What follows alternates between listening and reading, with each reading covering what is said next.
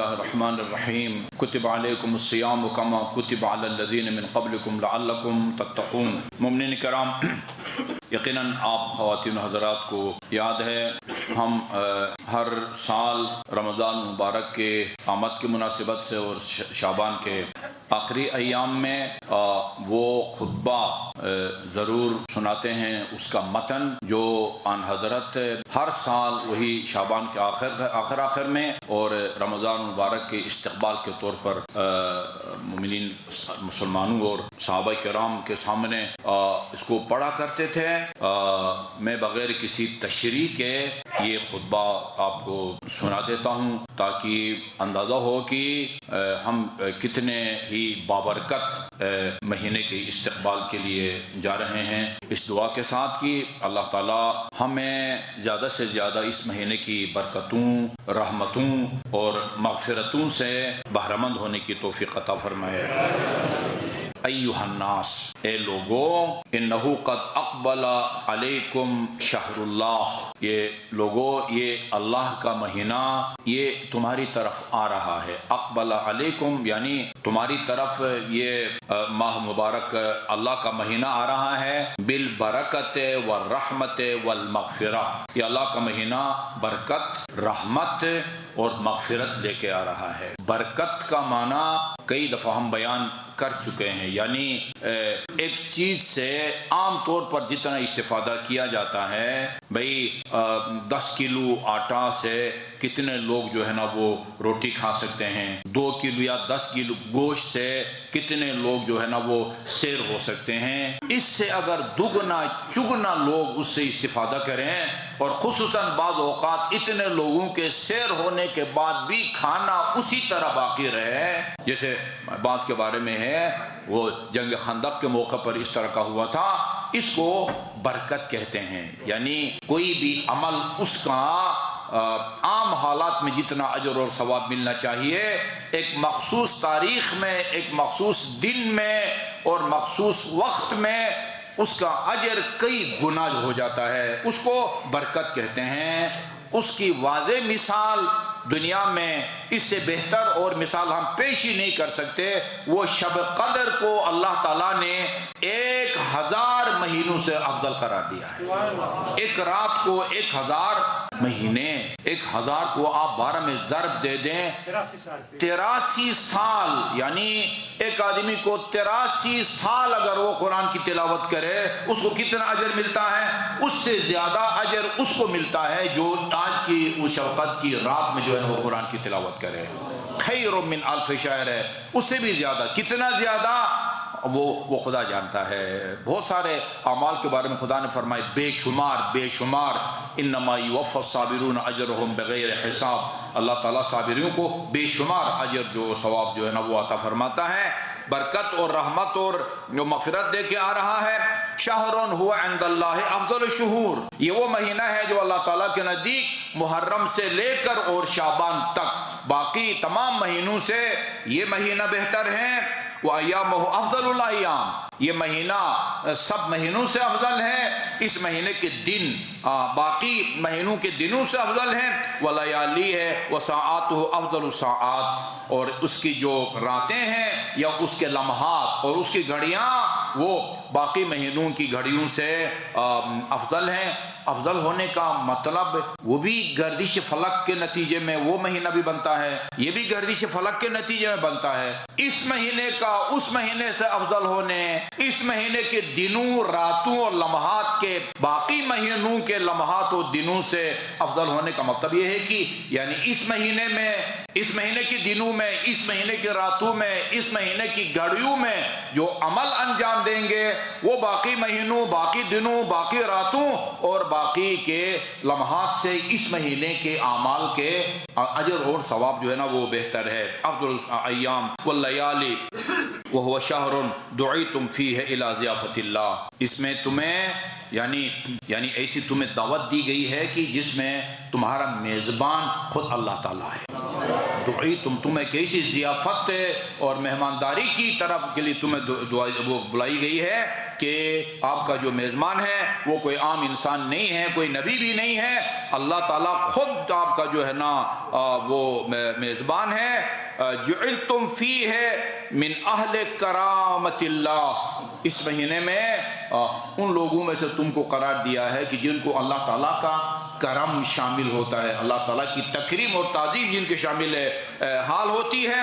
انفاسکم فیہ تسبیح، باقی مہینوں میں آپ کے کسی غیر اختیاری عمل کے نتیجے میں آپ کو اجر نہیں ملتا، اس عمل کا اجر ملتا ہے جو آپ اپنے ارادے سے مرضی سے کریں۔ جی جو سانس ہم لیتے ہیں دن کو یا رات کو، وہ ارادہ اور اختیار کے ساتھ نہیں لیتے، یعنی خودکار انداز میں ہم سانس لیتے رہتے ہیں، ہاں وہ آٹومیٹیکلی آپ سانس لیتے رہتے ہیں، آپ ایک سانس کے لیے آپ کوئی نیا ارادہ نہیں کرتے۔ سانس لینا جو ایک غیر اختیاری عمل ہے، آپ کو اس میں ایک سانس کا تسبیحات اربع کا ثواب ملتا ہے۔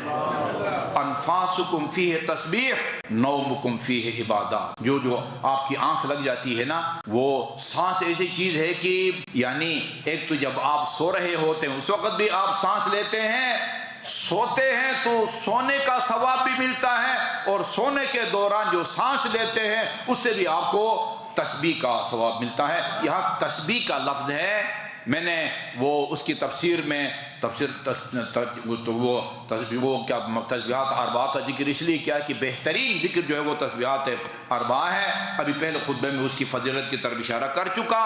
وَنَوْمُكُمْ وَعَمَلُكُمْ فِيهِ مقبول، کسی اور مہینے میں تمہارا عمل قبول ہو یا نہ ہو، اس مہینے میں جو عمل بھی کرو گے وہ خدا کی بارگاہ میں قبول ہے۔ اور قبول کا مطلب یہ ہے کہ یعنی اس کا اجر دینے کا جو خدا نے وعدہ فرمایا ہے وہ بھی آپ کو ملے گا۔ بعض اوقات ایسا ہوتا ہے ایک عمل صحیح ہوتا ہے، یعنی آپ کا فرض ادا ہو جاتا ہے لیکن قبول نہیں ہوتا۔ کیا ہر صحیح عمل قبول نہیں ہوتا؟ نہیں، ضروری نہیں ہے کہ ہر صحیح عمل قبول بھی ہو سکتا ہے ایک عمل صحیح ہی نہ ہو۔ نماز جو ہے وہ پڑھی ہے، وہ بغیر جو ہے نا وہ صحیح قراءت کے، نماز پڑھی ہے وضو غلط کیا ہے، وہ نماز صحیح نہیں ہوگی، فرض ادا آپ کا نہیں ہوگا، وہ نماز کل عدم ہے۔ ہو سکتا ہے آپ کی قراءت بھی ٹھیک ہے، وضو بھی ٹھیک ہے، غصبی جگہ پر بھی کھڑے نہیں ہیں، نماز کا طریقہ بھی آپ کو آتا ہے، صحیح ہے، فرض ادا ہوگا، لیکن نماز قبول نہیں ہوگی۔ قبول نہ ہونے کا مطلب کیا ہے؟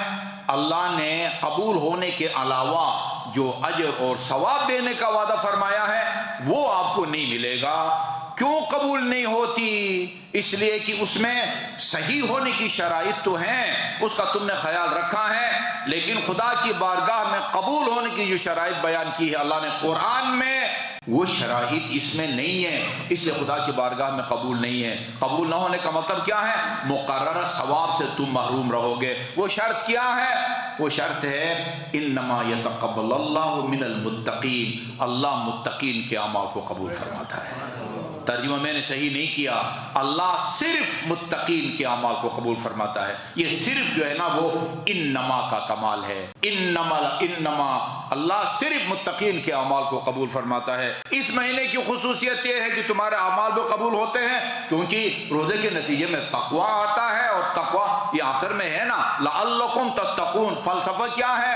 روزے کے نتیجے میں کیا حاصل ہوگا؟ لعلکم تتقون، جب تقوی ہوگا اور اعمال بھی قبول ہوں گے اس کا اجر بھی ملے گا۔ دعاؤکم فیہ مستجاب، اس کی خصوصیت یہ ہے کہ رمضان المبارک میں جو آپ دعا کریں گے ان کو خدا اللہ تعالیٰ قبول فرمائے گا۔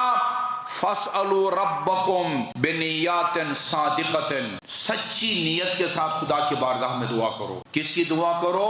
ہو سکتا ہے ہر شخص کے ذہن میں اپنی اپنی ترجیحات کے مطابق ایک خواہش ہو، اولاد کی، ترقی کی، حج کی، زیارات کی، ہاں وغیرہ وغیرہ، شادی کی۔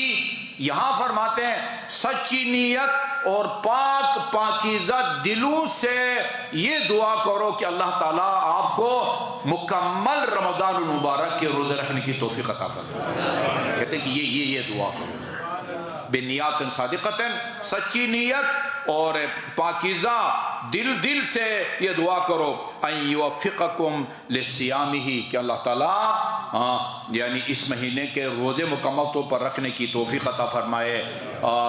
انشاءاللہ وہ جو آخری جمعہ ہوگا میرے خیال میں 28 شعبان ہے، اور میرے پاس جو ڈائری ہے اس کے مطابق 29 کا مہینہ ہو رہا ہے، پتہ نہیں ہوتا ہے یا نہیں ہوتا، تو اس میں بیان کروں گا کہ انشاءاللہ روزہ جو ہے کتنے ایسے لوگ ہیں کہ ان کو روزہ کی چھوٹ ہے، یعنی واجب نہیں ہے کہ وہ رمضان مبارک کا روزہ رکھیں، جن کو چھوٹ ہے وہ ان کی بھی دو قسمیں ہیں۔ بعض وہ ہیں کہ رمضان میں تو نہیں رکھتے، بعد میں اگلے رمضان سے پہلے ان کو قضا رکھنا ہوتا ہے، اور کچھ ایسے ہیں جن کو مکمل چھوٹ ہے اور وہ مد دیتے ہیں، اور مد جو ہے وہ فی روزہ 750 گرام کے نتیجے میں ایک مہینے کا 22.5 کلو آٹا دیتے ہیں۔ زیادہ بوڑھا زیادہ بوڑھی اگلے سال تک اس نے جوان تو نہیں ہونا ہے نا، اور اس کی صحت گرے گی، یہ مد دے گا۔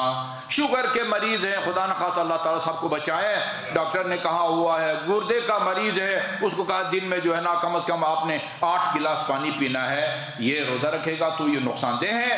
اپنے آپ کو نقصان پہنچا کے ناقابل برداشت تکلیف برداشت کر کے اگر رکھے گا تو وہ روزہ صحیح نہیں ہے۔ یہ دیہاتوں میں بعض بزرگ ایسے ہوتے ہیں، ضدی ہوتے ہیں، رکھتے ہیں، مغرب کے نزدیک جو ہے نا نیم بے ہوش ہوتے ہیں، ان کا روزہ نہیں ہوتا۔ یہ تفصیل سے بیان کریں گے کہ کن کو اجازت دی گئی ہے نہ رکھنے کی، کون ہے جو بعد میں قضا رکھیں گے، اور کون ہے جو بعد میں بھی قضا نہیں رکھیں گے، اور کون ہے جو قضا بھی رکھتے ہیں بعد میں مد بھی دینا پڑتا ہے ان کو انشاءاللہ پھر ہم اگلے جمعہ کے خطبے میں بیان کریں گے۔ دیا و تلاوت کتابہ، کثرت سے قرآن کی تلاوت کی خدا تمہیں توفیق دے۔ فإن الشقی من حرم غفران اللہ فی هذا الشہر العظیم، سب سے شقی بدبخت یا بدنصیب وہ ہے جو اس مہینے میں اپنے آپ کو نہ بخشوا سکے۔ فإن الشقی من حرم غفران اللہ فی هذا الشہر العظیم، جو اس مہینے میں وہ اس عظیم مہینے میں اپنے آپ کو بخشوانے سے محروم رہے۔ ایھا الناس ان ابواب الجنان فی هذا الشہر مفتوحہ، دیکھو جنت کے دروازے اس مہینے میں کھول دیے جاتے ہیں۔ فاسألوا ربکم، اپنی رب کی بارگاہ میں دعا کرو، اللہ یغلقها علیکم، بند نہ کرے، اور رمضان مبارک کے بعد بھی یہ دروازے کھلے رہیں۔ وابواب النیران مغلقہ، اور جہنم کے جو دروازے ہیں وہ بند کر دیے جاتے ہیں، اور دعا کرو کہ رمضان کے بعد بھی یہ دروازے بند ہی رہیں۔ فاسألوا ربکم اللہ یفتحها علیکم جی۔ وشیاطین مغلولۃ، شیاطین جو ہے نا ان کے ہاتھ پاؤں کو اللہ تعالیٰ اس مہینے میں باندھ دیتا ہے، اور دعا کرو کہ رمضان مبارک کے بعد بھی یہ بیڑیاں یا ہتھکڑیاں جو ہیں وہ اس کے ہاتھ پاؤں میں رہیں تاکہ ہمیں وہ نہ بہلا سکیں۔ خطبہ ابھی جاری ہے، ایک دفعہ پھر میری دعا ہے اللہ تعالیٰ تمام مومنین مومنات کو صحت کی نعمت سے جو ہے نا وہ سرفراز فرمائے، اور اس مہینے کی برکتوں سے بھرپور انداز میں بہرمند ہونے کی توفیق عطا فرمائے۔ اعوذ باللہ من الشیطان الرجیم، بسم اللہ الرحمن الرحیم۔ قل هو اللہ احد اللہ الصمد لم یلد ولم یولد ولم یکن له کفوا احد۔ جدھر حق ادھر مولا، جدھر حق ادھر مولا، جدھر مولا ادھر حق، علی علی حق ہے علی۔